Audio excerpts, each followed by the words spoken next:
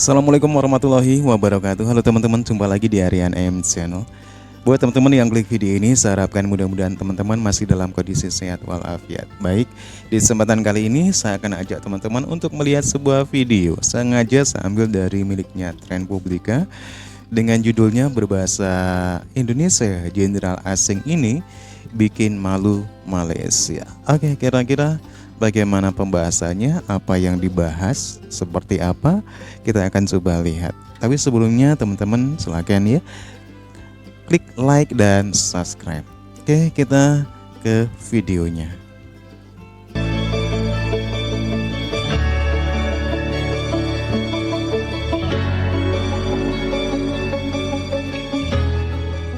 Negeri Ujung Medini sering dianggap sebagai tukang klaim. Julukan ini bukan tanpa sebab. Boleh jadi karena Malaysia masih kebingungan mengenai identitasnya. Malaysia bahkan belum bisa membentuk satu bangsa.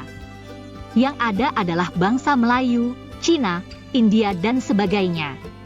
Jangan heran jika mereka juga sering bingung menentukan diaspora bangsa dan negara Malaysia. Sebelum melanjutkan pembahasan, mari kita simak dulu pernyataan pemimpin Malaysia beberapa bulan lalu.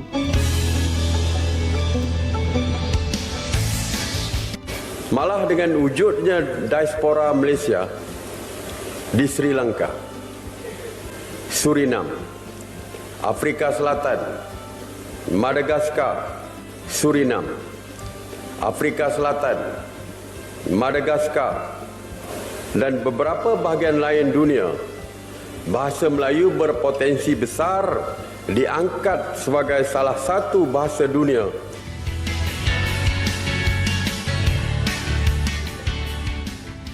Ismail Sabri jelas sekali menyebutkan istilah diaspora Malaysia. Sekali lagi, diaspora Malaysia. Oke, teman-teman ya, memang sering timbul ya isu-isu klaim ya dari Malaysia, bukan dari Indonesia ya, dari Malaysia. Ya, baik itu kebudayaan, baik itu kebudayaan ataupun yang lain, teman-teman ya, sering banget ya isu-isu seperti itu muncul di Malaysia. Ya, wajar ya ketika kita menyadari bahwasanya diaspora di Malaysia itu dari Indonesia itu banyak banget ya. Dari suku-suku yang ada di Indonesia, Bugis, Jawa ya dan sebagainya. Ya, otomatis kesenian budaya itu akan sama ya dengan asal mula mereka, teman-teman ya. Nah, disinilah yang mereka tidak bisa mengerti ya, orang-orang Malaysia ini yang tidak bisa mengerti. Tentunya kan mereka sudah tahu bahwasanya ketentuan UNESCO ya tentang apa sih ya prosedur tentang pendaftaran warisan budaya suatu negara. Tentunya mungkin salah satunya adalah dari mana ini asal usulnya ya. Seperti halnya mungkin salah satu kita ambil contoh lah, wayang. Oke, di Malaysia itu ada wayang, teman-teman ya. Karena orang Jawa juga ada di sana. Itu sudah pasti kesenian dibawa di sana. Tapi orang Malaysia harus tahu wayang ini sesuai dengan ketentuan dari UNESCO. Bisa jadi ya, pasti ya, itu harus dari asal. Nah, jadi tidak bisa sembarang untuk mengeklaim ya. Terus kuda lumping juga demikian ya. Asal mula itu ini kesenian siapa? Kesenian orang Jawa. Asal mula orang Jawa di mana? Ya di Indonesia ya. Kalau menyadari bahwasanya ini asal mulanya dari Indonesia, suku Jawa, ya tentunya Malaysia tidak bisa mengklaim karena kita sudah dibatasi dengan batas negara, teman-teman ya. Sesuai dengan ketentuan dari UNESCO tentunya ini warisan ini harus berdasarkan asal usul ya pertama kali. Nah, menurut pengertian YouTuber bodoh seperti kami, diaspora biasa diartikan bangsa atau etnis yang telah pindah atau menyebar ke bagian lain dunia. Jadi, kata kuncinya adalah bangsa atau etnis. Marilah kita bahas yang pertama dulu, yakni bangsa yang telah berpindah. Karena bangsa Malaysia belum ada, kita longgarkan saja pengertiannya, menjadi warga atau penduduk Malaysia yang telah pindah. Maka pertanyaan buat Ismail Sabri yakni, adakah penduduk atau warga Malaysia yang telah berpindah ke Madagaskar atau Afrika Selatan atau Suriname? Sepertinya tidak ada. Malaysia baru terbentuk pada tahun 1957. Masuk akal Setelah ya. Malaysia Logis merdeka, teman-teman ya. rasanya tidak ada warga Malaysia yang telah ramai-ramai hijrah ke negeri seperti Suriname atau Madagaskar.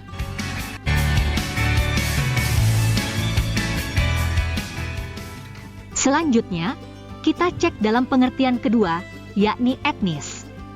Adakah etnis-etnis di wilayah yang kini bernama Malaysia yang telah hijrah ke bagian lain dunia? Rasanya juga tidak ada. Suku-suku asli di semenanjung ujung Medini, seperti suku Semang dan Sakai, tak ada yang berpindah ke Suriname atau Madagaskar. Itu sebabnya, pernyataan Ismail Sabri itu membingungkan.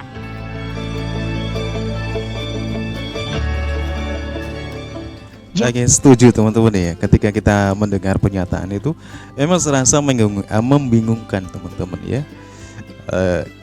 Karena inilah yang ini tetap berhubungan dengan tafsiran apa itu Melayu di Malaysia ya teman-teman ya. Semua itu tetap ada hubungannya dengan tafsiran Melayu yang di Malaysia, dengan pernyataan-pernyataan orang Malaysia yang seperti itu teman-teman ya. Jangan-jangan Ismail Sabri atau setidaknya penulis pidato Ismail Sabri itu membayangkan dirinya sebagai bagian dari bangsa Indonesia atau bagian suku-suku di Indonesia. Kalau Suriname dan Madagaskar tadi disebut sebagai diaspora Indonesia, mungkin masih masuk akal. Atau setidaknya diaspora etnis yang berada di Indonesia. Setelah Indonesia merdeka, sudah banyak rakyat atau bangsa Indonesia yang telah berpindah ke negara lain. Nah, sebelum Indonesia merdeka pun, banyak suku-suku di Indonesia yang berhijrah atau dipaksa pindah ke negara lain. Misalnya suku Jawa yang dipindahkan oleh Belanda ke Suriname. Mereka adalah diaspora suku Jawa. Ada juga orang Banjar yang pergi ke Madagaskar. Mereka adalah diaspora suku Banjar.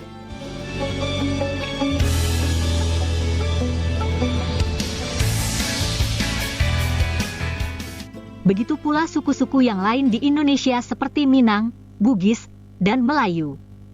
Mereka menyebar kemana-mana, termasuk ke Malaysia. Tapi tetap saja pusat dan asal-muasal suku-suku itu berada di wilayah Indonesia. Jadi orang Minang di Malaysia misalnya, sebenarnya merupakan diaspora suku Minang di Indonesia. Ya, masuk akal Begitu pula sebenarnya suku-suku teman-teman yang ya. lain. Narasinya. Banyak sekali orang Malaysia yang sebenarnya merupakan diaspora suku-suku di wilayah Indonesia.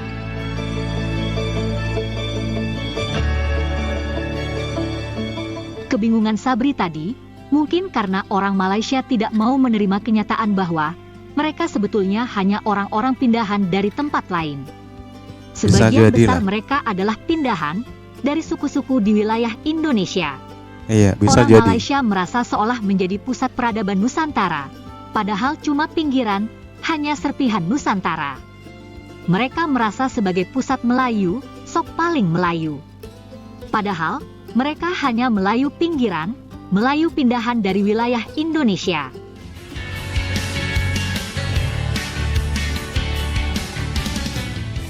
Mereka terkesan tak mau mengakui kenyataan itu. Itulah yang bikin orang Malaysia bingung sendiri. Mereka berupaya sekuat tenaga menutup-nutupi status sebagai orang pindahan atau orang pinggiran itu. Caranya, dengan membuat konsep ilusi alam Melayu atau Mahawangsa Melayu. Akal-akalan ini malah menggelikan, menjadi tertawaan dunia.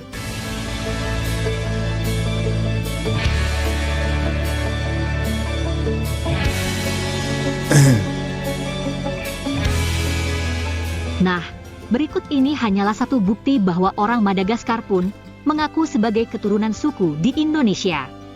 Mereka juga tidak bisa berbahasa Melayu. Jadi, Ismail Sabri pun keliru mengenai hal ini. Sebagian mereka kini bisa berbahasa Indonesia, itu pun setelah belajar.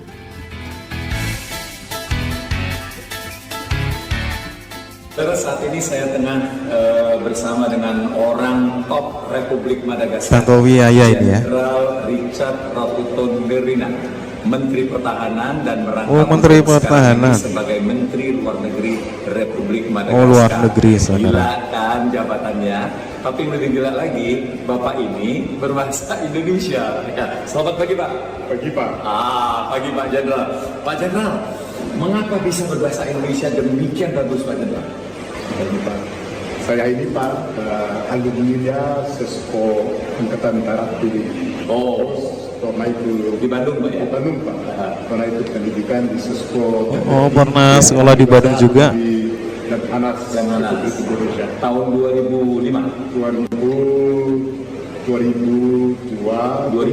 di Bandung. Ya. 2005 juga di Bandung di Sesko TNI. Ya. Terus 2011 di Lemhanas di Jakarta. Ya. Ada nggak kecintaan khusus terhadap Indonesia yang membuat Pak Jenderal itu demikian tidak bisa lupa dengan Indonesia, khususnya bahasa? Khususnya bahasa Ya. Republik Indonesia itu negara paling indah di dunia Pak. Tuh. Makanya jangan travel ke luar negeri. Kita doakan Pak Jenderal jabatannya semakin tinggi. Ya. Amin.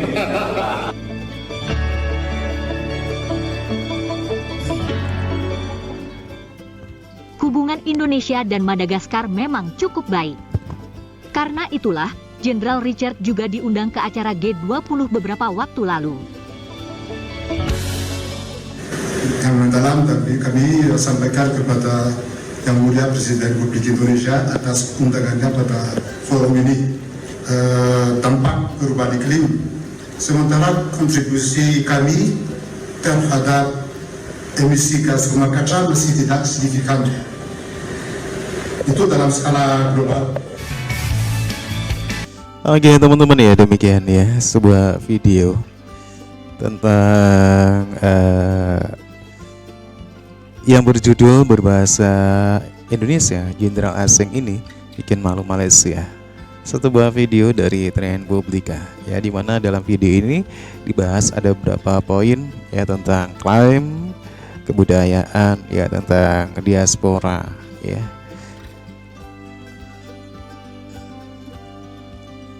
Diaspora yang ada di Indonesia ya, yang di Malaysia, yang ke Malaysia ya, dan sebagainya.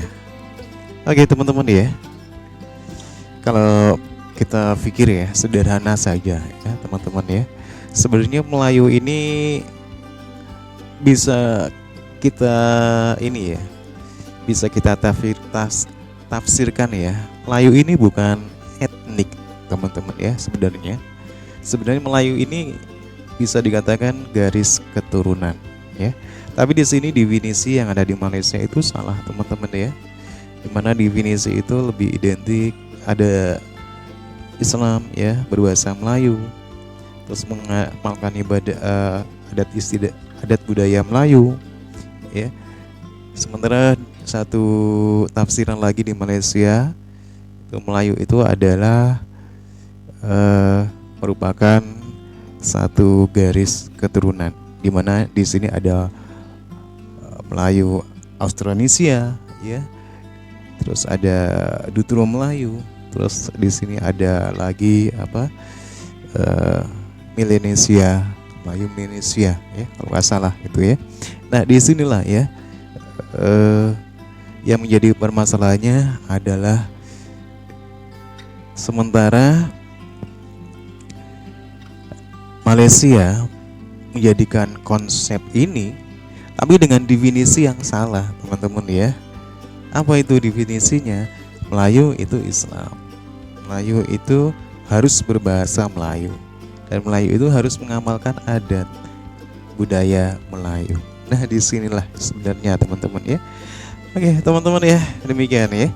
Silakan teman-teman bisa berkomentar, kalaupun ada yang salah mohon maaf.